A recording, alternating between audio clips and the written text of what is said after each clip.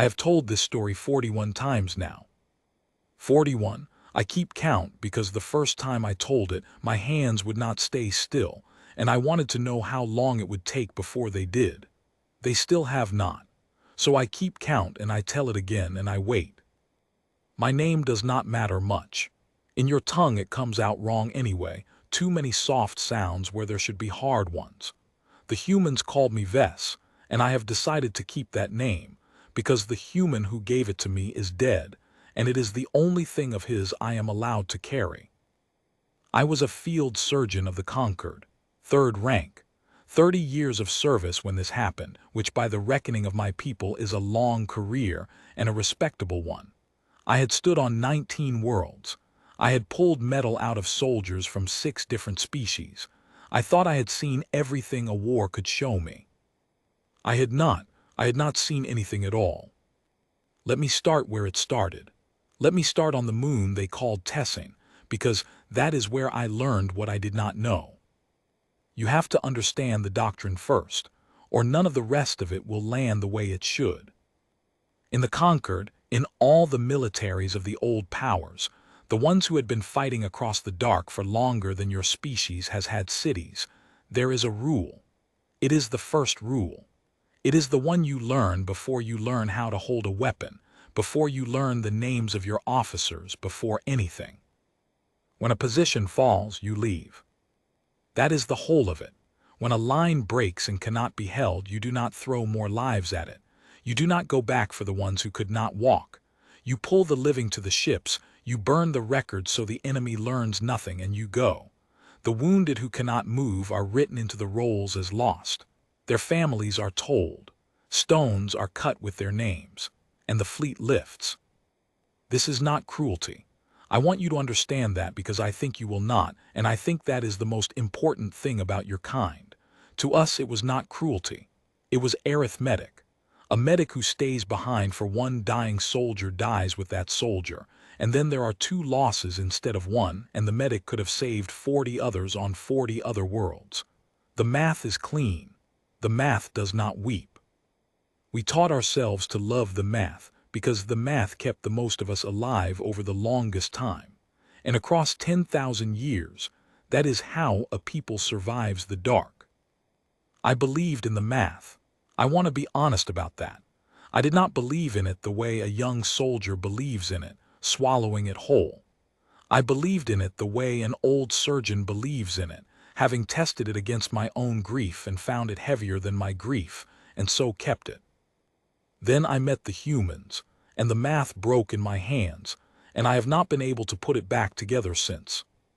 Tessin was a moon, a gray, miserable place, no air worth the name, a sky the color of old bone. It orbited a gas world so big that when it rose over the ridgeline it filled half the heavens, banded in rust and storm, and you could not look at it without feeling small in a way that had nothing to do with the war. There was nothing on Tessin worth dying for.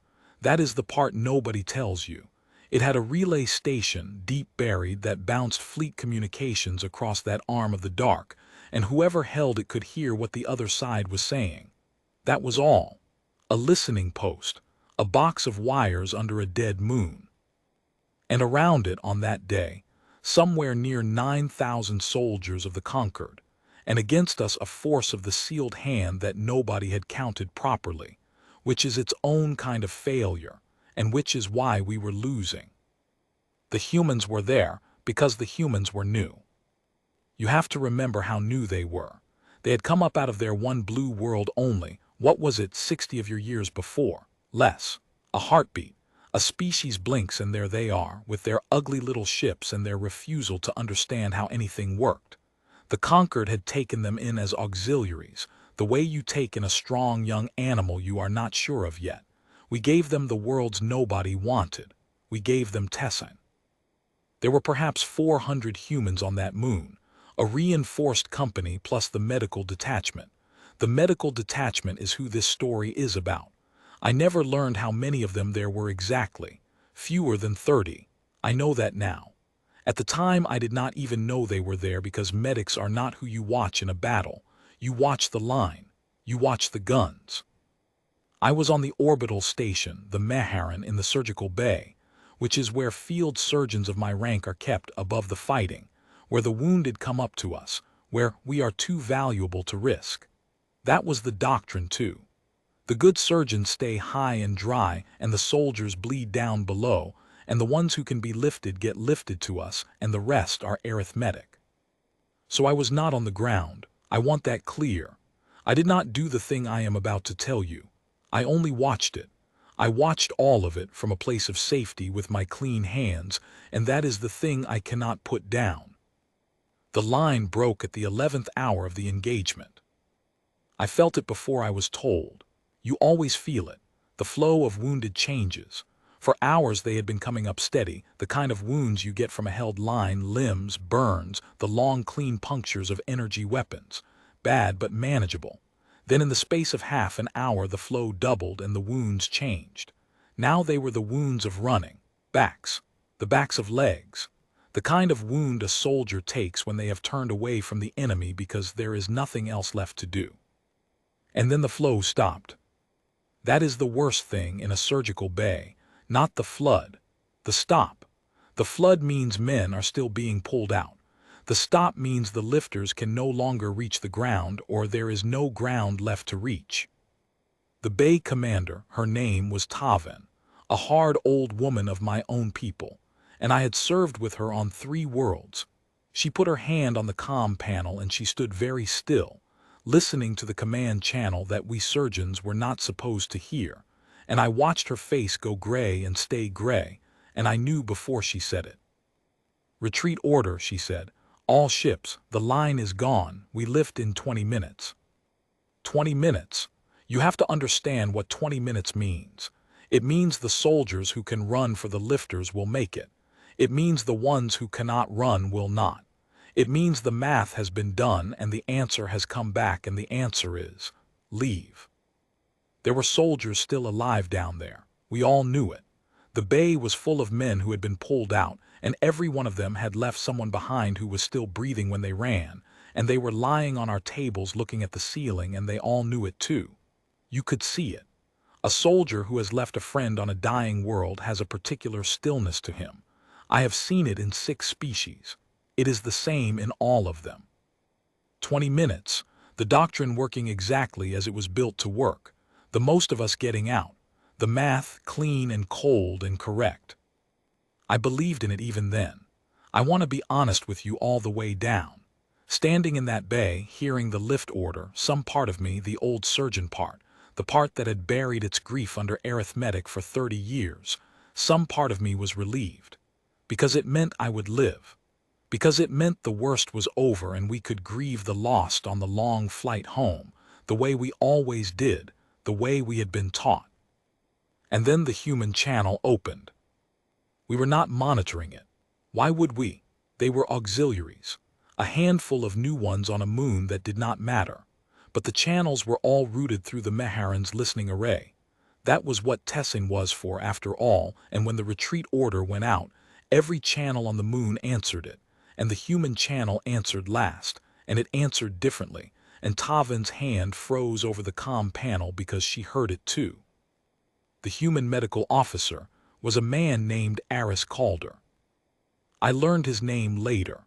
I learned everything about him later because I made it my work to learn it, because a man should not save your understanding of the universe and have you not know his name.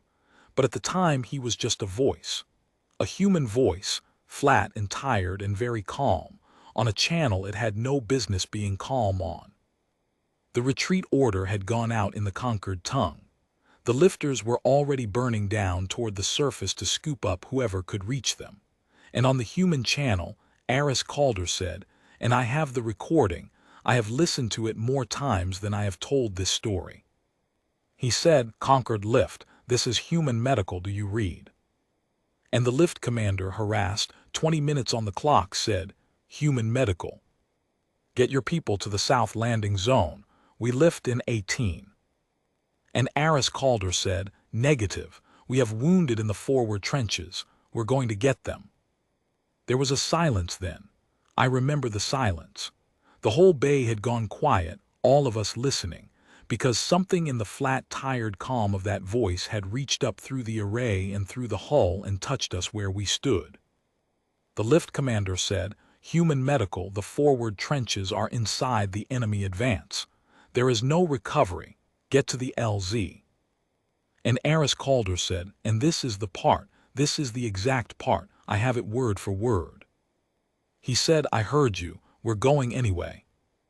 I have tried for years to explain to my own people what was wrong with that sentence, because it was wrong. It violated everything.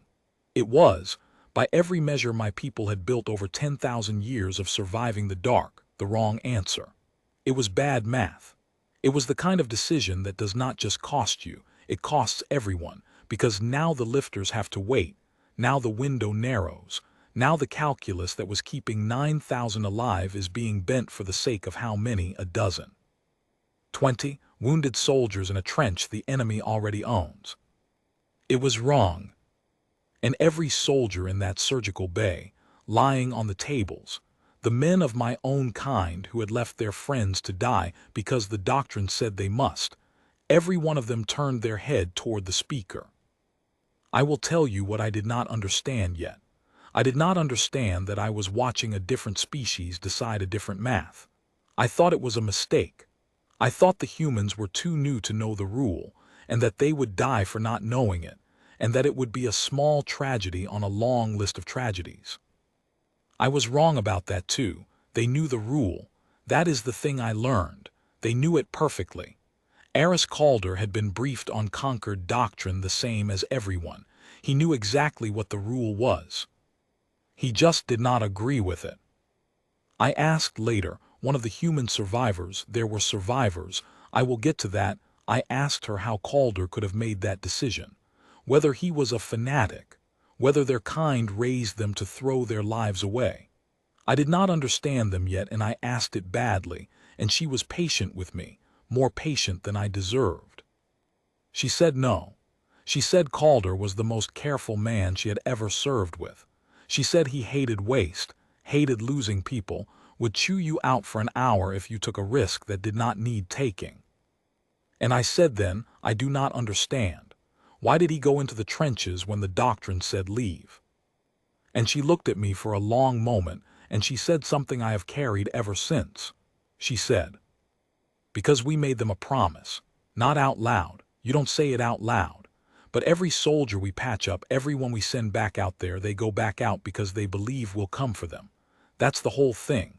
That's the only reason any of it works. The second they stop believing we'll come, they stop being soldiers and start being people running for their lives, and then you've lost everything anyway. So we come, even when it's stupid, especially when it's stupid. Because the day it stops being true is the day none of it was ever true." I did not understand it then. I am not sure I understand it now. But I have stopped trying to argue with it because I have seen what it does, and a thing that does what I saw does not need me to understand it. Let me take you down to the surface now, because while I stood in my clean safe bay listening to a dead man's voice, the thing itself was happening, and I have pieced it together since from the recordings and the survivors and the after-action data, and I can tell it to you almost as if I were there. I was not there. I keep saying that. I need you to keep hearing it. The forward trenches were 2 kilometers from the south landing zone. 2 kilometers of open ground under a sky the color of bone, with the great rust-banded world hanging over it, and the enemy advance rolling across it like a tide that does not care. The sealed hand fought the way they always fought, methodically, without mercy and without haste, sweeping the ground in a line and killing everything that did not run from them. They were not cruel either. I want to be fair even to them. They were doing the same math we were doing from the other side. A broken line, an enemy in retreat, a position about to be theirs. By every doctrine in the dark, the soldiers in those forward trenches were already dead. They were not even a priority. The hand would reach them in due course and finish what the battle had started. In the trenches were perhaps 30 wounded, conquered soldiers mostly, of 3 different species, my own people, and the heavy worlders we called Drennan, and a scattering of the small, quick folk from the inner systems. Soldiers who had held the line until the line broke around them, who had been hit and could not run, who had watched their comrades pull back without them because the doctrine said the comrades must. I have spoken to 2 of those wounded, both of my own kind. Both of them told me the same thing in almost the same words, and it is the second thing I carry. They told me that when the line broke and the others pulled back, they did not blame them. That is the thing.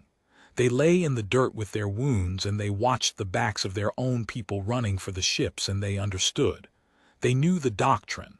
They had pulled back from other wounded on other worlds themselves. They did not curse the runners. They closed their eyes and they waited to die, and they made their peace with it, because that was the deal. That was the math. That was the thing every conquered soldier carried in them like a second heart. When it is your turn to be the arithmetic, you do not complain. And then they heard footsteps coming the wrong way. The first human into the forward trench was a woman named Priya Vance. I know her name because she lived. She is the one who was patient with me, the one who told me about the promise. She was 26 years old, a combat medic, second deployment. When I met her, she had a scar running from her left temple down into her collar that she got that day and never had smoothed. And when I asked her once why she did not have it fixed, she said she did not want to forget what it cost, and I understood that at least. That one I understood. She came over the lip of the trench at a dead run. She told me, with the enemy advance maybe 400 meters out and closing, and she dropped down into the mud and the bodies, and she started doing triage. Triage, you understand the word. It is a human word, but they did not invent the thing. The thing is old. It is the cold sister of our own doctrine. When there are more wounded than you can save, you decide who to save. You sort the dying into those who will live with help, those who will die regardless, and those who will live without you. And you spend yourself on the middle group, and you let the others go, because the math is the math even here, even with your hands in someone's blood. But here is what Priya Vance told me, and here is where my people's doctrine and the human's doctrine, which look so alike, turn out to be made of completely different things underneath. She said you do triage, you sort them, but sorting them is not the same as leaving them. She said even the ones you cannot save, you do not abandon, you get to them, you put a hand on them, you tell them their name, and you tell them they are not alone, and you stay until either they go or you have to move to the next one. Because the dying, she said, the dying do not need saving. They are past saving. What they need is to not be alone at the end. And that costs you almost nothing. A minute, a hand. A name said out loud. Our doctrine had no place for that. Our doctrine said, the dying are arithmetic, and you do not spend minutes on arithmetic, and you certainly do not spend your life. Our doctrine was efficient. It saved the most of us over the longest time. And it sent 10,000 years of our wounded into the dark alone, and we called that wisdom, and I had called it wisdom too, for 30 years with my clean hands.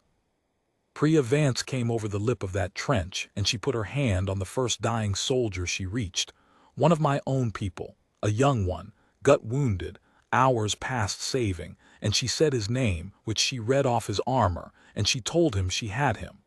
And the enemy advance was 400 meters out and closing. And then the rest of the human medics came over the lip behind her. There were not many of them, I told you. Fewer than 30, and not all of them came forward. Some held the LZ, some worked the south trenches. Into the forward position, into the trench that was already inside the enemy's advance. On ground that every doctrine in the dark had already written off. Into that, by the count I have, came 11 human medics and Eris Calder. 12 people against the tide. They did not come to fight. That is the part my own people cannot get their heads around when I tell it, and I understand why, because I could not get my head around it either. They were medics. They came with stretchers and field kits and the light defensive arms that medics carry and almost never use. They were not there to hold the line. The line was gone. There was nothing to hold. They came to carry people out. And the math of it, I did the math myself afterwards, sitting in my clean bay with the recordings. I did the math the way I had been trained. The math said it could not be done. 2 kilometers of open ground, 30 wounded, most unable to walk, 12 medics. An enemy advance 400 meters out and closing at the pace the hand always closed. There was not time, there was not capacity. Even if every medic carried a wounded soldier on their back at a dead run, that was 12 out of 30, and the run was 2 kilometers, and the hand was 400 meters away. And energy weapons do not miss a man running in the open with a body on his back. The math said, they will die, and the wounded will die, and the only achievement of their courage will be to turn one loss into two. That was my math. That was the doctrine's math. That was, I want to be honest, the correct math by everything I knew. And I sat in my bay and I watched the lift commander on the command channel begging Calder to pull back, the window narrowing, the whole fleet's departure now hanging on this. And I thought, with the cold, clear sorrow of an old surgeon who has seen courage kill before, I thought, those people are already dead. I was wrong. I keep telling you I was wrong. This is the wrongest I have ever been about anything, and I have built the rest of my life around how wrong I was. Here is what they actually did. Here is the thing the math could not see, because the math only knew about ground and time and weapons, and it did not know about people, and people are not arithmetic, and that is the whole of what the humans taught me, and it took me a battle to learn it, and it will take me the rest of my life to finish learning it. The Drennan soldiers, the heavy worlders, you remember, the big ones, 3 of them in the forward trench, could not walk because of leg wounds, but their arms worked, and a Drennan's arms can lift more than my whole body. Aris Calder did not try to carry them. He did something my people would never have thought to do, because my people's doctrine sorted soldiers into can fight, can walk, and arithmetic, and had no category for what Calder saw. He saw soldiers who could not walk but could still work. He gave the 3 Drennan the stretchers and the lighter wounded, and he put them at the center of a moving knot, dragging themselves on their powerful arms, each one hauling a wounded comrade, and the human medics moved around them, not carrying everyone themselves, which was impossible, but organizing everyone who had any strength left into a single thing that moved. The walking wounded carried the field kits. The medics carried the worst cases. The Drennan dragged the stretchers. And Pre-Avance and 2 others moved at the rear, and their whole job at the rear was the dying. The ones who could not be moved at all. They went down the line of them, hand and name, the cold sister of mercy, and where a dying soldier could be moved, they moved him, and where he could not, they stayed the extra 10 seconds to say his name, and then they ran to catch the moving knot, and then they did it again. It should not have worked. The numbers were still wrong, but the hand had stopped advancing. This is the part I have never been able to explain to anyone's satisfaction, including my own. The sealed hand had every advantage. They were 400 meters out in strength, with the position falling into their hands like fruit. By their own doctrine, which is harder even than ours, they should have rolled over that trench and that knot of medics and that whole pathetic crawling thing without slowing down, and finished it, and moved on. They stopped. I have the orbital data. I have watched the advance, the moving line of the hand, sweep up to 400 meters from the forward trench and then slow, and hold, and not close. For years I thought it was a tactical thing, a trap suspected, a feint, some reason of war. I had the data analyzed by people far better at it than I am. There was no tactical reason. The way was open. The hand could have closed and did not. And then 3 years after Tessin, I was at a thing, a gathering, a negotiation, the long, slow business of the dark winding down a little, and I met an officer of the sealed hand, an old one, my own rank, my own years. And we did the thing old soldiers do. We found we had been on the same worlds, and at last we found we had both been at Tessin, on opposite sides, and we went very quiet, and then I asked him. I asked him why the advance stopped. And he was quiet for a long time, longer than my people are usually quiet, and then he told me. He had been there. He had been one of the advance commanders. He had had the order to close, and he had the trench in his sights, and he had seen, through the optics, what was happening in it. He had seen 12 people walking the wrong way into his guns to carry out soldiers that everyone, on both sides, had already counted as dead. And he said, and I am giving you his words as near as I can, across 2 tongues, he said that in 40 years of war he had never once seen an enemy come back for the arithmetic. He said the doctrine of the dark was the same on his side as on ours. You leave the lost. Everyone leaves the lost. It is the one thing all the warring peoples of the dark agree on, the one law older than any treaty. And he watched these new little creatures break that law in front of his guns, not out of foolishness. He could see it was not foolishness. He could see it was organized, deliberate, a thing they had decided. And he said something moved in him that he had no word for and his people had no word for, and he gave the order to hold. I asked him why.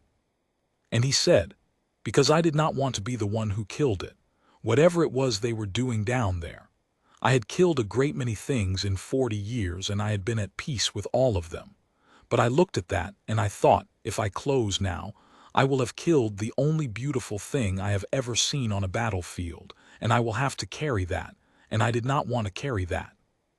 He held the line for 11 minutes. He told his superiors the position was mine, and he was awaiting clearance. He lied to his own command, an old hard officer of the sealed hand, to buy 11 minutes for the enemy to carry out their dead. 11 minutes was enough. I want to stop here in the middle, because this is where I always have to stop when I tell it, because this is the place that undoes me. It was not the courage, understand that. My people have courage, all the peoples of the dark have courage. You do not survive 10,000 years of war without it. I had seen 1,000 brave things. Courage did not break my math. It was that the courage worked. That is the thing. That is the impossible thing. The doctrine said the brave act would turn 1 loss into 2. The math said abandon the wounded because the alternative is more death, not less. And the humans walked into the fire against the math, and the math was wrong, and more people lived because they went than would have lived if they had been sensible. Because the enemy stopped. Because the dying did not die alone, and somehow that mattered to the living in a way that made them stronger. Because the Drennan who could not walk found out they could still work and so were not lost after all. Because a thing that the cold arithmetic had written off as impossible turned out to be possible the moment someone refused to do the arithmetic. My people had spent 10,000 years being right about the math and burying our wounded in the dark to prove it.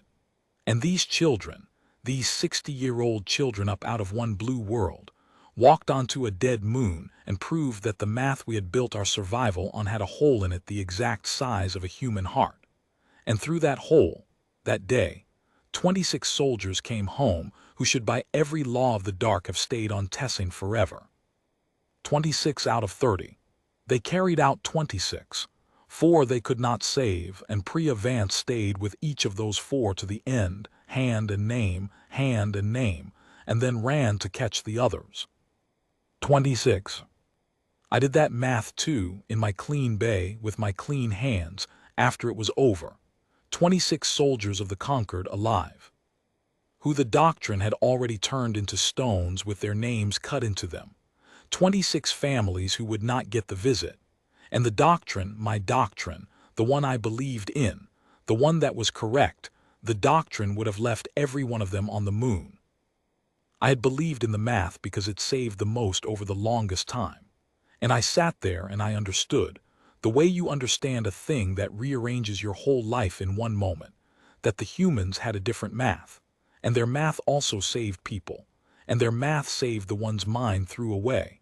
And I did not know any more which math was true, and I have not known since. And I think not knowing is the most honest place I have ever stood. I have not told you yet about Aris Calder, about what happened to him. I said he was dead. I said he gave me the name I carry. I have been putting it off, the way you put off the part of a wound that you know is going to hurt when they clean it. Let me tell you the rest in the second part because I cannot tell it quickly, and this one deserves to be told slowly. And my hands, 41 times now, my hands still will not stay still. But I will leave you for now with the thing the sealed hand officer said to me at the end of our talk, the old enemy, the one who held his line for 11 minutes and lied to his command to do it, because he carried Tessing too. We all carried it, everyone who saw it on both sides, all of us changed by 12 people walking the wrong way into the fire. He said, "Your people and mine, we built our wisdom on knowing when to leave, 10,000 years of it, and we were right. The leaving kept us alive." And then he said, "But I have wondered, every day since that moon, whether being alive was ever the thing worth keeping, or whether it was only ever the thing we kept because we had forgotten there was anything better." I did not have an answer for him. I still do not.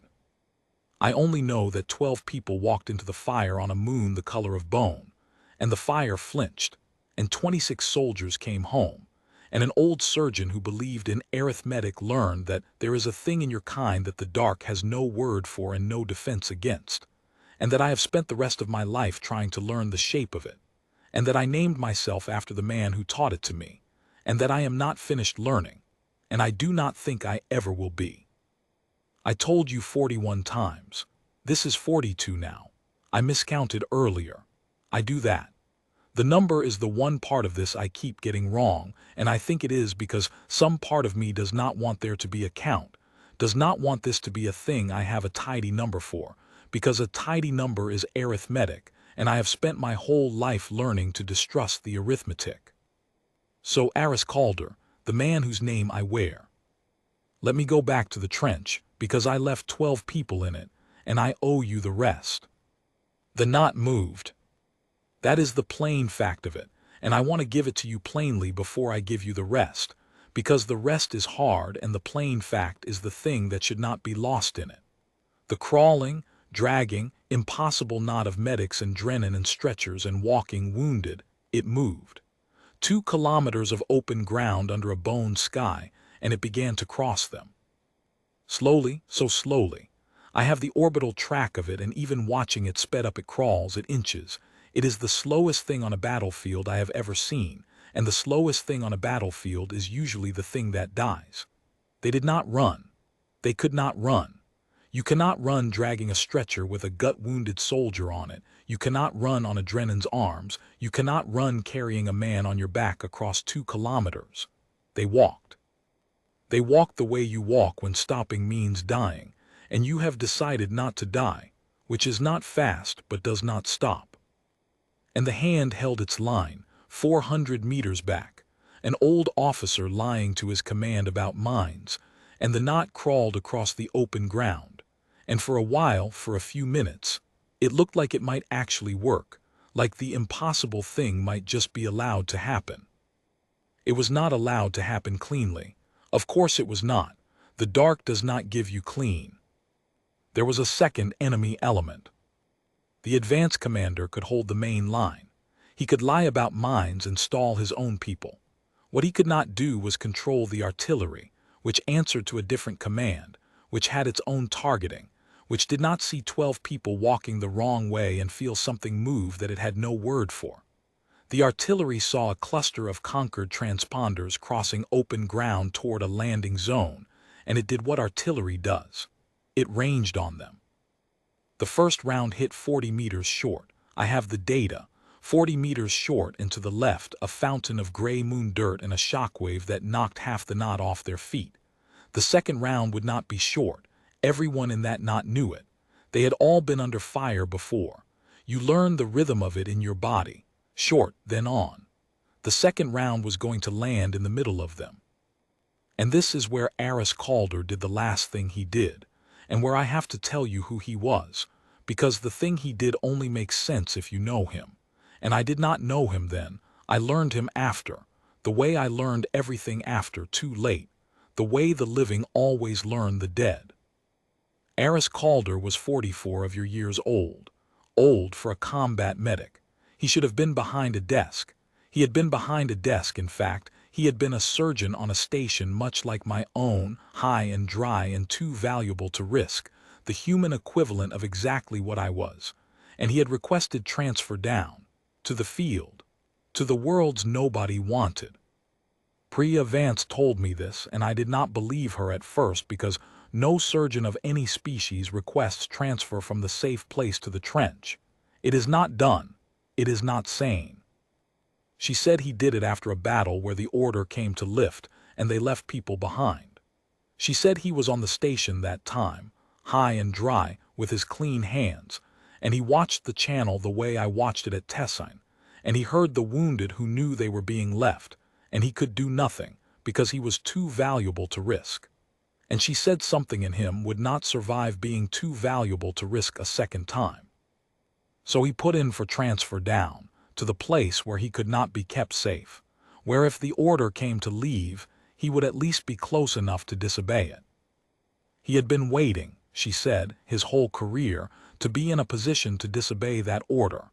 Tessin was the first time he got to. So when the first round landed 40 meters short, and everyone in that knot felt the second one coming, Aris Calder did not flinch and he did not freeze. He had been rehearsing this in his heart for years. He knew exactly what he was for. He could not move the knot faster. That was not possible. They were already moving as fast as a thing that slow can move. He could not stop the artillery.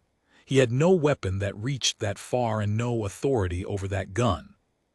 What he could do was change what the gun was aiming at. The artillery ranged on the transponders, the cluster of conquered signals. That was the target, the mass of them, the center, where the most signals were. So Aris Calder took his own transponder, and the spare medical beacons the detachment carried, every active signal he could pull off himself and off the supply kits, and he gathered them in his arms and he ran. Away from the knot, out to the right, across open ground alone, carrying a fistful of signals, making himself into the brightest cluster of transponders on that whole gray plain.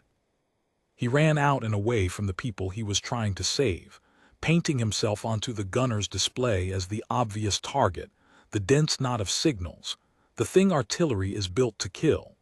And he kept running out and away, dragging the gun's aim off the slow crawling knot and onto the fast lonely figure of one man. The second round followed him. Of course it did. He had made himself the better target and the gun took the better target, the way the math says it should. The second round landed where Aris Calder was, out on the right, alone, 200 meters from the people whose lives he had just bought with his own. Priya Vance saw it. She was at the rear, hand and name, and she looked up at the wrong moment, the way you always look up at the wrong moment, and she saw him run. And she saw what he was doing because she knew him and she understood it instantly, and she screamed his name across the open ground. He did not look back. She told me that. She told me it the way you tell the one detail that you cannot get out of your body. He did not look back. He ran out to the right with his arms full of beacons, and he did not turn his head, not once. Not to look at her, not to look at the knot, not to look at the gun. She thinks now he did not look back because if he had looked back he might have stopped, and he had decided not to stop, and he was protecting the decision from himself the only way he could, by refusing to give himself anything to turn back toward. The round landed. The orbital track shows the signal cluster wink out all at once. Every beacon he carried, gone in the same instant, which is how I know it was clean, which is the one small mercy in it, that it was the kind of thing that does not leave a man to suffer. And the knot, the slow crawling impossible knot, kept moving. The gun re-ranged, but it had lost its best solution. The dense cluster was gone, and the remaining signals were spread thin across the moving mass and harder to kill. And the next rounds landed wide, and the knot crawled on, and 400 meters back an old enemy officer watched a single man run out alone to die for the arithmetic, and he held his line, and he did not close. They reached the landing zone, with 2 minutes left on the lift clock. 2 minutes. The whole fleet had bent its departure around 12 medics.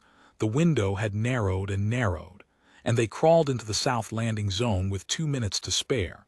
26 wounded soldiers and 11 medics, and the lifters scooped them up and burned for orbit, and the great rust-banded world hung over all of it indifferent, and the dead moon kept its dead, and one of the dead it kept was Aris Calder, 200 meters out on the right, alone, where he had run so that the gun would take him instead.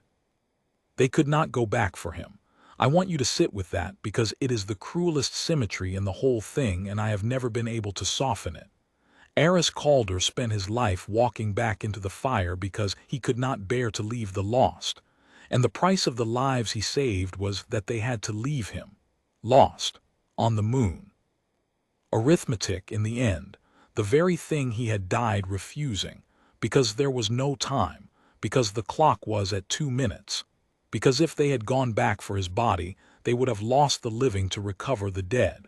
And that is the one piece of the doctrine even the humans could not break, because he had spent the last currency there was, and there was nothing left to spend. Priya Vance told me she fought them on the lifter. She tried to go back. 2 medics held her down. She said she screamed the whole way up to orbit, and she said she has never been ashamed of it, and I told her she should not be, and it is the only thing I ever told her that I was completely sure was true. I met the lifter when it came up to the Meharan.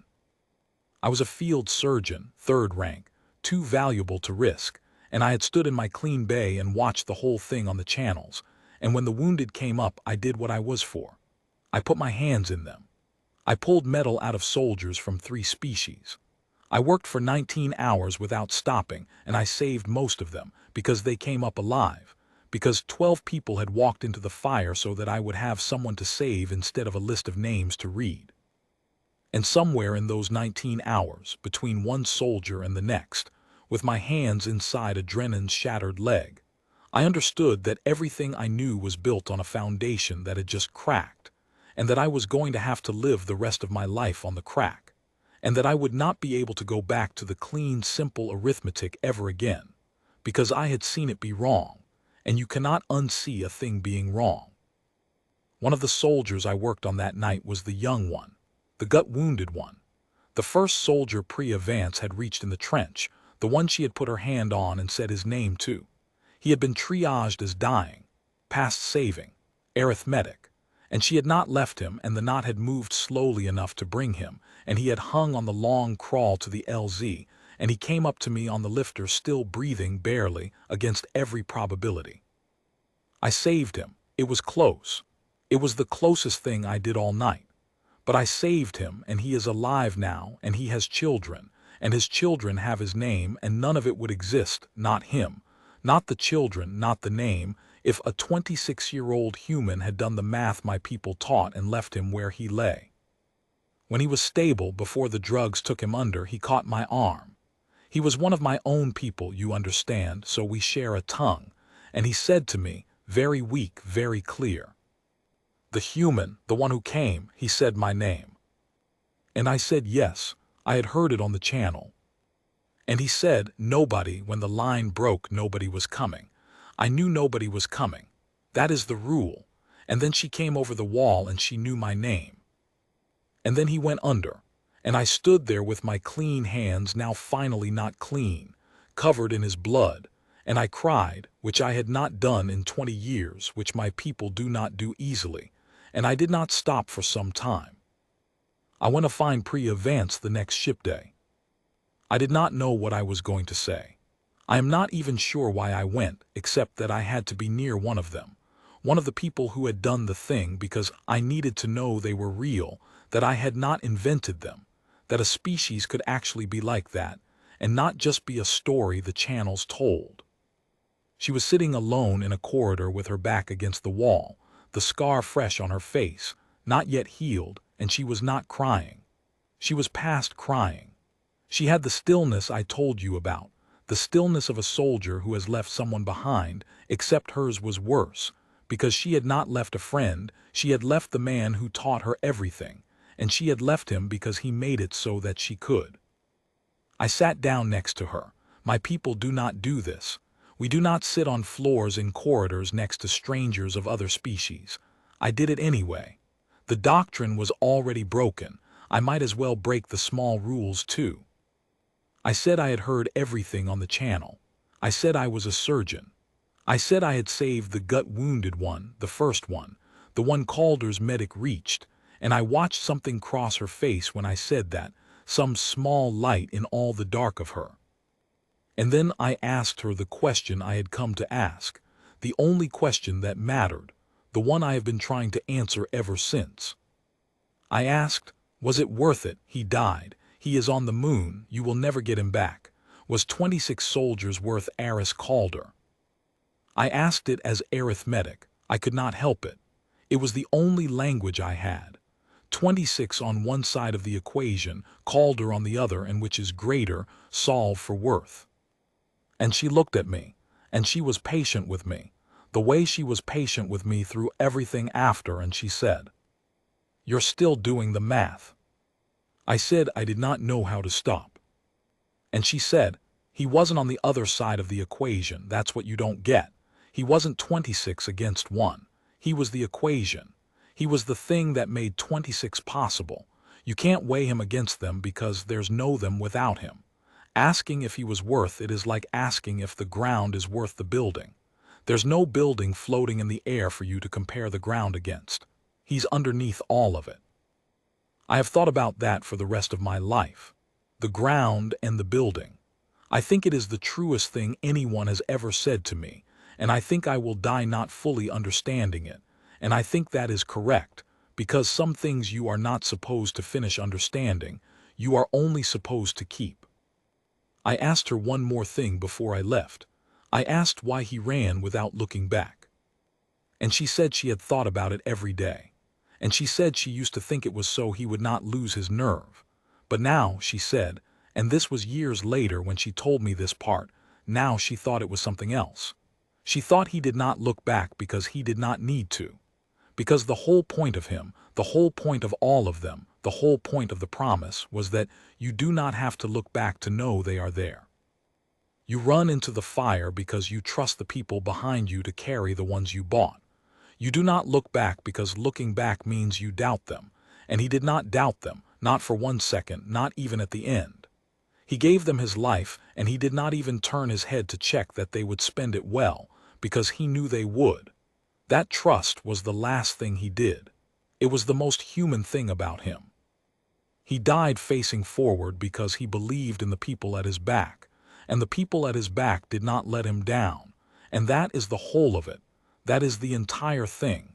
That is what your species is when it is at its best. And the dark has no defense against it and no word for it, and I have spent 42 tellings trying to give it one, and I have failed every time. There is an after to this. There is always an after.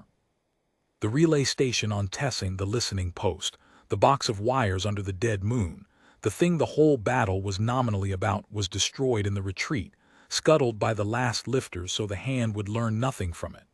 So in the end, by the arithmetic, Tessin was a total loss. The position fell. The asset was destroyed. 9,000 soldiers fought and many died for a moon we did not keep and a station we blew up ourselves. By every measure on the strategic ledger, Tessin was a defeat, and it is recorded as one, a gray line in the war's gray accounts. And yet, everyone who was there carries it as the thing they are most glad they saw, the conquered soldiers, the medics who lived, the old enemy officer of the sealed hand who held his line and lied to his command, me, in my clean bay, with my hands that will not stay still. We all lost at Tessin, and we all came away from it carrying the one thing none of us has ever been able to lose since, the thing 12 people put into us by walking the wrong way into the fire. The young gut-wounded soldier named his first child after Aris Calder. I told you he has children. The eldest is called Calder in a tongue that has no good way to say it, the same problem I have with my own borrowed name, the soft human sounds where there should be hard ones. The child does not know yet what the name carries. He will, one day. His father will sit him down, the way I imagine human fathers do, and tell him about a moon the color of bone and a man who ran out alone with his arms full of beacons and did not look back. And the child will carry it then, the way we all carry it, and the way his children will after him. And so the man on the moon goes on saving people he will never meet, down the long generations, which is a kind of mathematics too, I suppose, but not the cold kind, not the kind I was raised on. The warm kind, the kind that adds instead of subtracts, the kind the humans brought up out of their one blue world to teach the rest of us, who had forgotten it, or who had never known it, lost as we were in being right about the dark. Pre-Avance is old now, older than I ever expected either of us to get. We still speak across the distance when the channels allow. She kept the scar her whole life. She never had it smoothed. The last time we spoke she touched it, the way she does, and she said she was the only one left now who had been in the forward trench, all the others gone to age or other worlds, and that soon there would be no one who had seen it with their own eyes, only the ones of us who were told. And I said that is all right. I said that is what the telling is for. I said I have told it 42 times now, and I will tell it 4,200 if I am given the years, and so will the others, and so will the child named Calda, and the thing will go on being passed hand to hand the way the wounded were passed hand to hand across 2 kilometers of open ground, no one carrying all of it, everyone carrying some of it, the whole impossible knot of it moving slowly forward through time the way it moved slowly forward across the moon, and never stopping. Because stopping means dying, and we have decided not to die. She laughed at that. She said I had finally started to sound like one of them. I told her I had been trying to, for a very long time. I am an old surgeon. I believed in the math. I believed the wisdom of the dark was knowing when to leave, and I was right, and the leaving kept the most of us alive over the longest time, and I would have died believing it was the whole truth if I had not stood in a clean, safe bay above a dead moon, and watched 12 people prove that the math had a hole in it the exact size of a human heart. We had survived the dark for 10,000 years by knowing when to leave. They came up out of one blue world 60 years before, and they did not know anything, and they taught us the one thing all our wisdom had cost us, that there is something worth more than surviving, and that it is the refusal to leave, and that when you refuse to leave, when you walk the wrong way into the fire for someone the whole universe has already written off, sometimes, not always but sometimes, more often than the math would ever allow, the fire itself flinches and lets you pass. The fleet retreated. That was the order, and it was the correct order, and it saved 9,000 lives, and I do not fault it. But the medics walked into the fire, and 26 soldiers came home who should not have, and a man named Aris Calda stayed on a moon the color of bone, facing forward, trusting the people at his back, and he is the ground underneath everything I have become. I have told you this 42 times now. I will keep telling it until my hands stay still. I do not think they ever will. And I have made my peace with that, because some things are not meant to settle. Some things are meant to keep your hands shaking for the rest of your life, so that you never forget what they cost, and never stop trying to be worthy of having seen them. The fleet retreated. The medics walked into the fire. And the dark has not been the same since, because 12 people taught the whole grieving universe that the bravest thing is not knowing when to leave. It is refusing to.